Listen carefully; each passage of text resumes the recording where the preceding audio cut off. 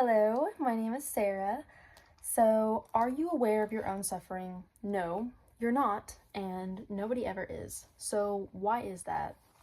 So, we all know, like, by evolution, once we find a way to survive, or like really a way to do anything, which is what I'm getting at, without any dire consequence, which would be death, we continue that way that works for us. So, if you've ever been astonished by someone's behavior, or if you're being introspective and you're looking at your own behavior, especially in the past, we do this, looking at ourselves, like our past selves, we think like, why does this person act like this, or how was I able to act like this? It's insane. I can't believe I did that. And it's always because you have been somehow enabled and allowed to act that way. So surroundings, the people you're around, and the cues enable you and allow you to act this way. And mind you, this could be positive behavior and negative behavior. So like for the positives, it could be like, oh, you think like, how is someone so confident? It could be that their parents always complimented them and always encouraged and supported them and always like thought the best of them, like in their every achievement and their endeavors. And even when something went wrong, you're like, oh, you can pick yourself back up and you're gonna do so much better the second time. Like really, like words of encouragement. It could be like that versus like if you wonder, oh, like how is someone that lazy? Or if you think like, how was I so lazy in high school, but now that I'm like out and grown, I feel so ambitious. Like, why was I that lazy? It could be that in your household you were with your parents and your parents had never went after their dreams or their goals, and they only had like one stream of income, which was going to work and coming home, and that was how they made money. And they enabled you and allowed you, and they did not inspire anything greater than themselves for you not to be lazy and for you to be ambitious and be really good in school, and so on and so on. So this could be positive and negative, but I guess we're focusing on the negative here. So really, like, I feel like when we get too comfortable, everything starts to go wrong. Everything goes downhill. I feel like when we get comfortable, we stop growing, and then when we stop growing, we start dying. I feel like that's a philosophy from Japanese Ikigai philosophy. I don't know how to say it. But yeah, don't get too comfortable. Don't settle with your reality.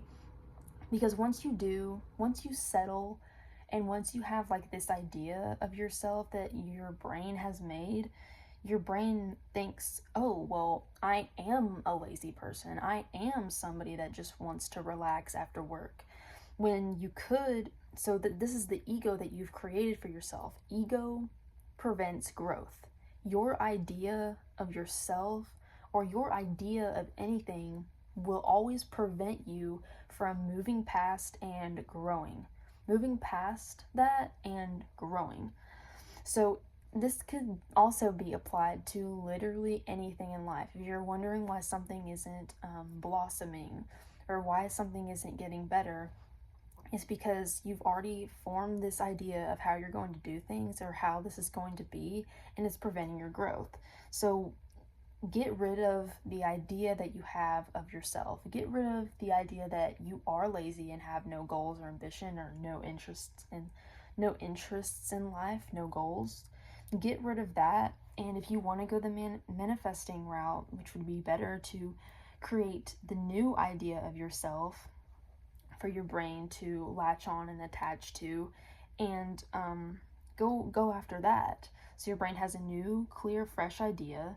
So if you have the clear idea of what you're doing and who you are, then you'll know like the steps, the complementary steps or the complementary things to that new type of person that you are for your growth.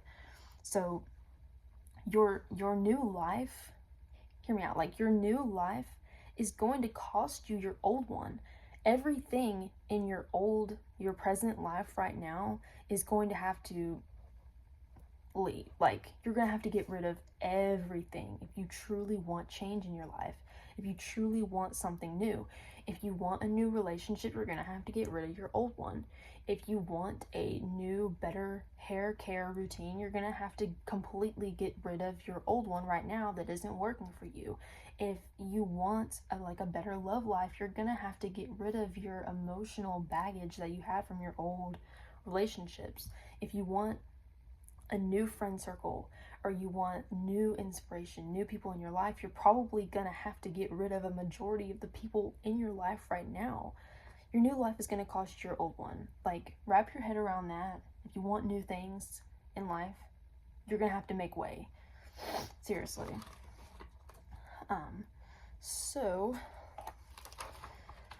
I don't know if I'm going to really get into my next topic, because I really want to make a separate video about it. But really it is the debilitation of Mars. And my point of bringing this up is not really astrology.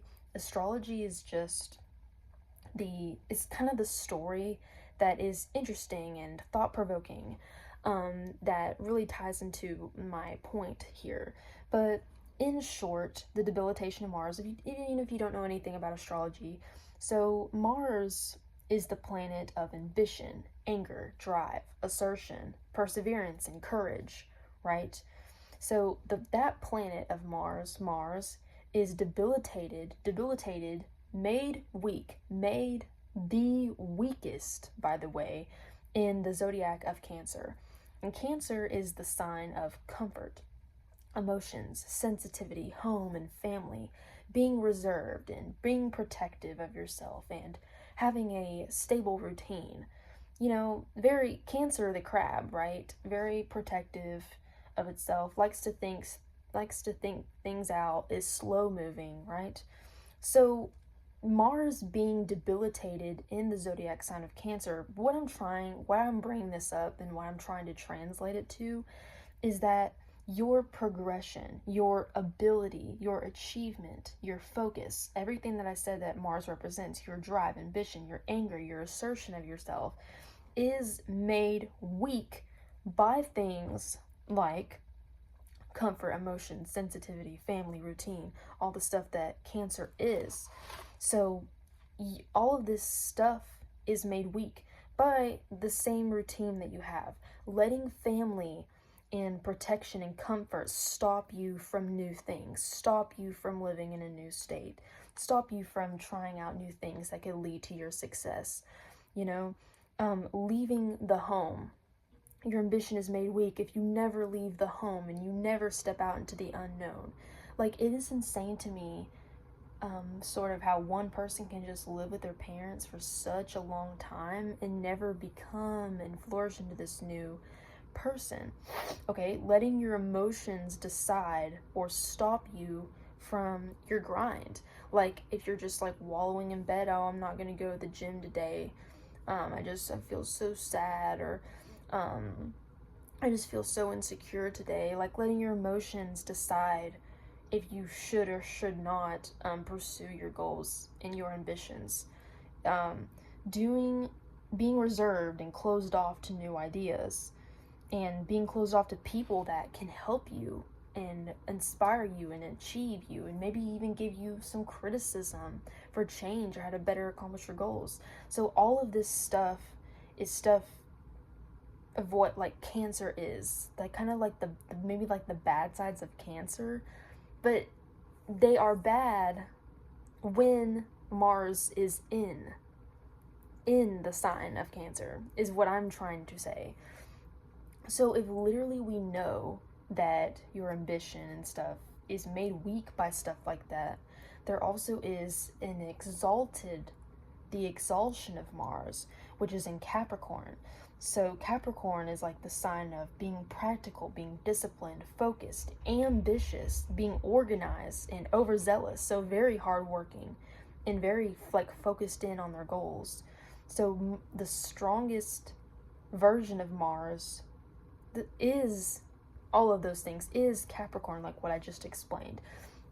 And I just kind of wanted to bring this up because I thought it was like super interesting that astrology flatly says this. like the exalted is like to be made the strongest. So if you are these things, literally if you're hardworking, literally if you're innovative and you're organized, you're literally probably going to achieve your goals. I mean, crazy, right? So I don't want to go like too much into it because there's so much to go into when it comes to that topic. So I'm gonna make another video. But yeah, the fall of Mars. If you want to do your own research. So now that we know how to behave the weakest and how to behave like the strongest, like in what areas of life do you choose to struggle? So I say that you choose all of this, by the way. You're not aware of your own suffering because you're the one suffering, right? You're the one that's choosing this way of life and you think that this is just your normal life. This is just my reality. So to not change is to choose. If you're choosing not to change your hair routine, you're choosing for your hair to stay its same health and to look the same as it always has, right? If your partner expresses to you hurt and how they wish that you would maybe like say I love you more, if you would bring them little gifts every now and then, oh, that would really that would feel great if you brought me a little gift or something, or like if you gave me more hugs and more kisses throughout the day, like your partner brings that up and you like hear them out, but then you choose not to change your behavior, you're choosing for your partner to stay upset.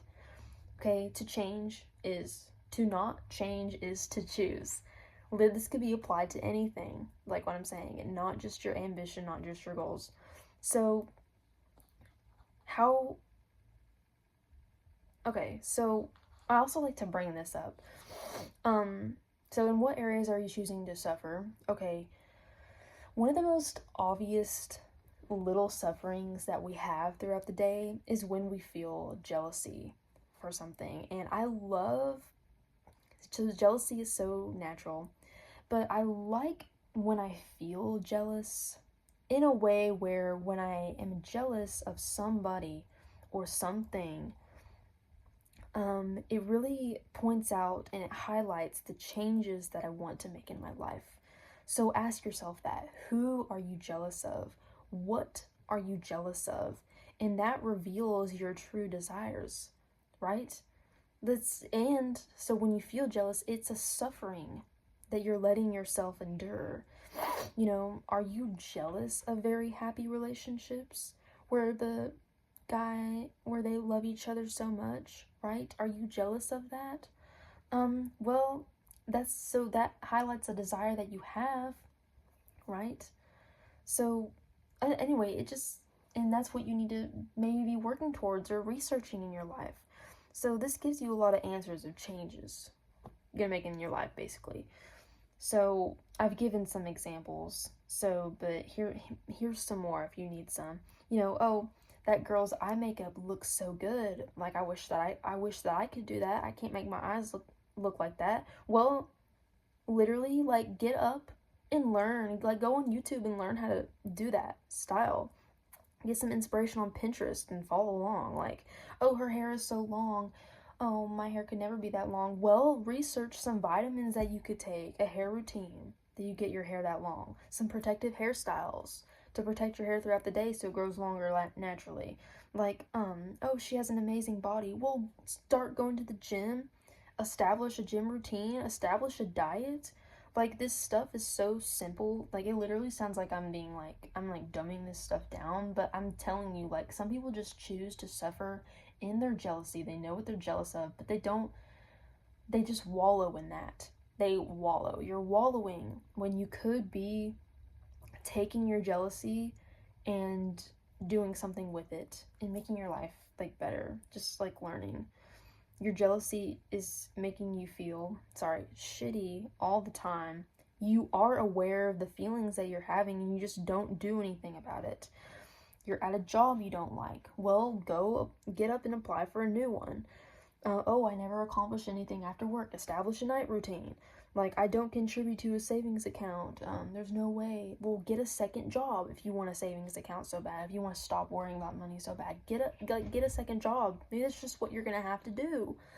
Maybe until you can maybe do content creation or find something where you can have passive income. Like, this stuff just like snowballs. Like, there's literally always something that you could be doing. Nobody's going to do it for you, but instead you just wallow in your jealousy, you wallow in your suffering. You're not aware of your own suffering, and you're definitely not aware that like you could be the one to be doing something about it. So it sounds like a no-brainer, but some people are good at this, some people aren't. Some people are in their fall of Mars. There's a 50% chance, by the way, that you are in your fall of Mars or you're in an exalted position of Mars. So I'm gonna make a video about that. So to kind of like wrap this video up, I wanted to be empathetic and personally connect to this. So before, personally, like, I have been upset about my hair length and my hair health and my glute size, and I've been insecure about like my loneliness and the dynamic in relationships that I have with men, like my boyfriends, right? I've been insecure about money before, so I had wallowed in those feelings for so long. But then, I would get up and I decided to start setting regular trends for my hair, and then I changed my hair products and my shower routine. I got a gym membership. I researched gym workouts to do and what diet to get for glutes, and be consistent. Consistency. So loneliness would be like getting roommates to live with, because I'm like of that age, right? But you can get roommates. Look it up, right? Stop living alone, live with somebody else. Get into a hobby that people your age are into. For the dynamic in my relationships, I started studying femininity and masculinity, and I started to learn how to navigate romance with men, how to make them like me, which is really, long story short, is you loving yourself. Men like you when you love yourself and when you're happy and flourishing. Another video. Money insecurity was like if I needed to work more hours or needed to get another job, or really mine was living way below my means, and that worked for me. And I didn't really suffer that way anymore. But the whole point of this video is that you're literally not aware of the way that you're suffering in everyday life, even in your own room. Like your surroundings, you could not like the setup of your room, and it makes you feel bad every day, but you just choose not to clean it, or you just choose not to rearrange it in a feng shui way. Look it up, feng shui. You're just not doing enough for yourself. You're hurting yourself. And I don't understand, like, if you like love yourself, or if you envision yourself to be like this certain way, like why do we do this to ourselves? Like, I just want you to like really open your eyes and like go and like make a list of like, how am I suffering? Is it the clutter that I have?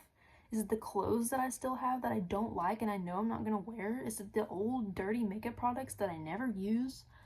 Is it just old cues in my room? Like I have like a stuffed animal or this, for example, like, oh, I have pictures of my ex somewhere in a box. I have a stuffed animal that my ex gave me or something, and every time I look at that stuffed animal, it reminds me of my ex and reminds me how he cheated on me. Like, it could be like cues like that. There's cues everywhere that low-key makes you remember something and gives you a feeling. Like, right? You would want to minimize those feelings as much as possible. Get rid of all those cues that make you feel like that. That could be a really easy way. Decluttering is awesome, so try that. But yeah, by the way, I wanted to add that this video is like a remake of my last video that I did when I did it at night and I was tired and I couldn't get my ideas across. This is much better. This is like a little bit 10 minutes shorter. But I'm gonna start doing these at in the day, because the colors are just as vibrant, but I'm like way more energetic, and you guys get to see more my personality. So I'm gonna start doing it this way. I hope you guys enjoyed, and I'll see you in the next one. Bye.